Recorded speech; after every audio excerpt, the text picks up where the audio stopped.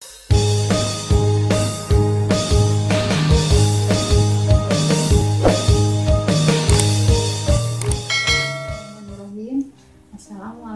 warahmatullahi wabarakatuh.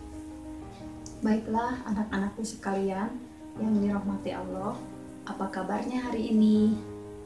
Semoga kalian selalu berada dalam keadaan sehat walafiat dan selalu diberikan kelancaran dalam segala urusannya. Amin. Sebelum Ibu melanjutkan ke materi, alangkah baiknya kita membacakan doa bersama-sama. Berdoa dimulai. Bismillahirrahmanirrahim. Allahumma anfa'na bima 'allamtana wa 'allimna ma yanfa'una wa zidna ilman. Rabbi zidni ilman warzuqni fahman. Ya Allah, tambahkanlah ilmuku dan pertinggikanlah kecerdasanku. Rabbi firli wali walidayya warhamhuma kama rabbayani shaghira. Ya Allah, ampunilah dosaku dan dosa kedua orang tuaku. Sayangilah mereka seperti mereka menyayangiku sejak kecil. Rabbi shrahli sadri wa yassirli amri wahlul 'uqdatam min lisani yafqahu qawli. Berdoa selesai. Alhamdulillah, semoga doa yang kita bacakan ini selalu menjadi suplemen penguat dan motivasi untuk kita semuanya. Ibu tidak akan pernah berhenti untuk selalu mengingatkan, jangan lupa untuk selalu melaksanakan kegiatan pembiasaan yang meliputi 1. Berwudu, 2. Berzikir, 3. Membaca Iqra atau Al-Quran, 4. Menghafalkan ayat-ayat Quran, 5. Sholat sunat duha dan sholat fardu, serta kegiatan PHBS yang sudah menjadi rutinitas kita. Baiklah anak-anak, materi hari ini yang akan Ibu sampaikan mengenai tematik. Tema 1, indahnya kebersamaan. Subtema 1, keberagaman budaya bangsaku. Pembelajaran 4. Adapun pemetaan kompetensi dasar dalam pembelajaran meliputi 1. Bahasa Indonesia, 2. PPKN, 3. Matematika. Indonesia kaya akan keberagaman kain tradisional, misalnya batik, songket, dan ulos. Jenis-jenis kain tersebut merupakan kekayaan budaya bangsa. Ayo kita cari tahu lebih lanjut. Ayo kita amati bersama. Coba kita perhatikan ketiga gambar di atas. Dapat kita lihat terdapat 3 jenis kain yang motifnya berbeda-beda.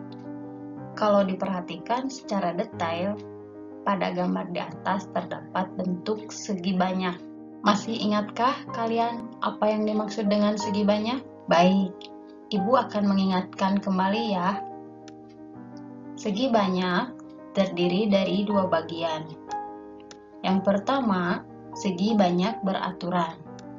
Yang kedua, segi banyak tidak beraturan. Segi banyak beraturan mempunyai seluruh sisi dan sudut yang sama besar.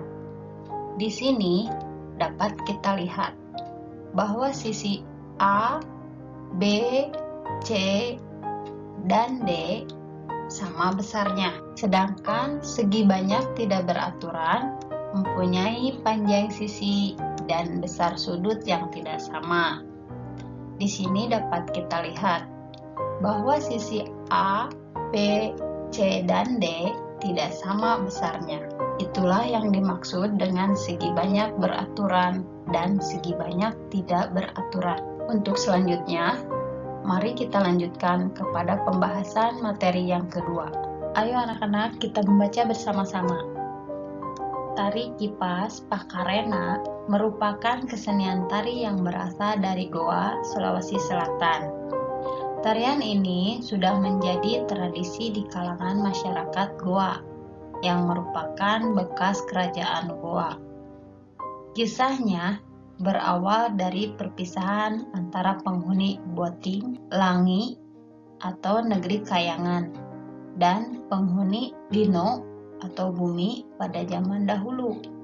Konon, sebelum berpisah, penghuni Boting, Langi sempat mengajarkan kepada penghuni Lino cara menjalani hidup, seperti bercocok tanam, berternak, dan berburu. Cerita itu diabadikan dalam gerakan tarian. Makna gerakan tarian Kipas Pakarena seperti gerakan berputar searah jarum jam melambangkan siklus hidup manusia. Gerakan naik turun mencerminkan roda kehidupan yang kadang berada di bawah dan kadang di atas. Cara menari yang lembut mencerminkan karakter perempuan Goa yang sopan, setia, patuh, dan hormat. Secara keseluruhan, gerakan tari ini mengungkapkan rasa syukur. Secara keseluruhan, bacaan dari tari Kipas Pakarena terdiri dari 3 paragraf. Apakah kalian masih ingat dengan gagasan pokok dan gagasan pendukung? Mari akan Ibu ikatkan kembali pengertian gagasan pokok dan gagasan pendukung. Gagasan pokok adalah gagasan atau ide yang menjadi dasar dalam mengembangkan paragraf. Gagasan pokok disebut juga dengan ide pokok atau gagasan utama. Pembahasan gagasan pokok atau gagasan utama hanya terdapat satu dalam setiap paragraf. Gagasan pendukung adalah gagasan atau ide yang menjelaskan gagasan utama atau ide pokok. Gagasan utama adalah gagasan yang menjadi dasar suatu paragraf. Gagasan pendukung dalam satu paragraf dapat lebih dari satu gagasan, sedangkan gagasan utama hanya satu dalam satu paragraf. Sekarang kita cari gagasan pokok dan gagasan pendukung pada paragraf pertama. Tari Kipas Pakarena merupakan kesenian tari yang berasal dari Goa, Sulawesi Selatan. Tarian ini sudah menjadi tradisi di kalangan masyarakat Goa yang merupakan bekas kerajaan Goa. Dari bacaan di atas, manakah yang termasuk gagasan pokok dan gagasan pendukung? Baik, Ibu akan bahas pada paragraf pertama di atas. Tari Kipas Pakarena merupakan kesenian tari yang berasal dari Goa, Sulawesi Selatan. Kalimat ini termasuk kepada gagasan pokok. Tarian ini sudah menjadi tradisi di kalangan masyarakat Goa yang merupakan bekas kerajaan Goa. Sedangkan kalimat ini termasuk kepada gagasan pendukung, karena merupakan penjabaran dari kalimat pertama yang menjadi gagasan pokok, yang selanjutnya dijelaskan kembali pada kalimat kedua sebagai penegasannya. Kemudian, isi seperti contoh pada diagram berikut ini. Di paragraf selanjutnya, silahkan kalian isi seperti pada diagram gambar di samping ini dengan bentuk diagram hasil kreasi kalian ya.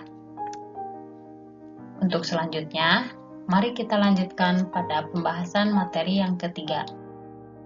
Seperti yang telah kamu ketahui sebelumnya, kita hidup penuh dengan keberagaman. Di dalam keluarga, hampir setiap anggotanya berbeda-beda. Di sekolah, kamu mempunyai teman-teman yang berbeda. Di masyarakat, kamu mempunyai tetangga yang berbeda-beda.